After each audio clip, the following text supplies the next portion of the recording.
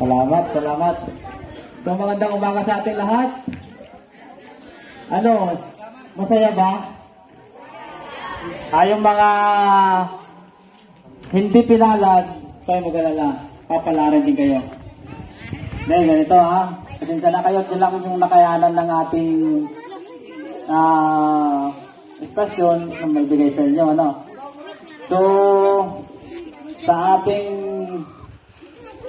counterpart sa Philippine Army, First Lieutenant Divera Sir, sa ating punong barangay,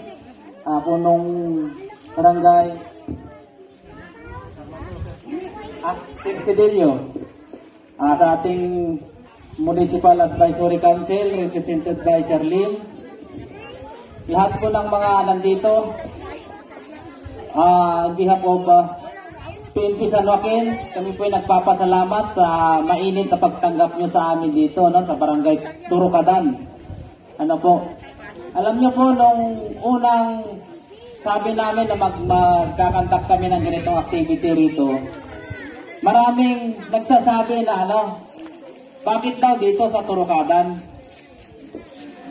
Ako rin po ay napaisip, bakit nila tinatanong na dito ganapin ang aming activity. Ano kaya ang mayroon sa Turukadan na parang ayaw nilang pumunta? Sabi ko, sa isip ko, ituloy natin ito. Kasi gusto kong mapuntahan at mapasyalan ng inyong barangay. Kasi po, halos monthly talaga kami nagkakandak ng ganitong activity. Gandun lang po kami sa malapit sa bayan. So, why not na sabi namin, magkandak naman dito sa medyo talaga. Yung mahirap puntahan, lalo na paggaling ka ng bayan. Actually, mahirap po talaga pala.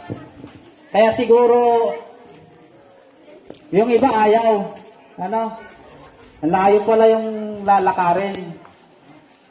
Kasi, alam nyo, gumawa ako ng speech, kaso sa 3 hanging bridge sa dinaanan namin, parang nalaglag doon yung ginawa kong speech eh. Wala nang natira.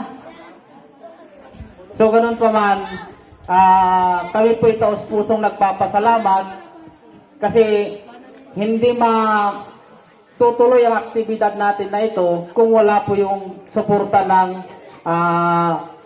ating punong barangay. Ano po, at saka kayo po, maraming salamat sa pagpunta nyo. Ibig sabihin po is talagang mahal nyo rin po ang PNP at saka ang Army. Ano po, kasi pumunta kayo rito, nagpakita ng suporta sa amin.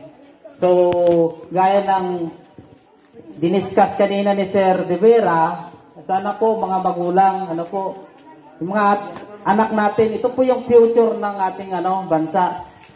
Huwag po natin silang hayaang mapunta sa makakaliwa o sa masamang grupo.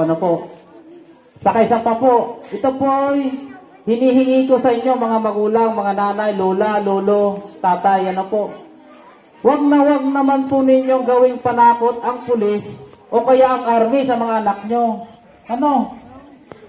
Kasi kadalasan, naririnig namin, nandyan na ang pulis, ipapahuli kita. Ganun po lagi ang panakot nyo sa mga bata. Huwag po ganun.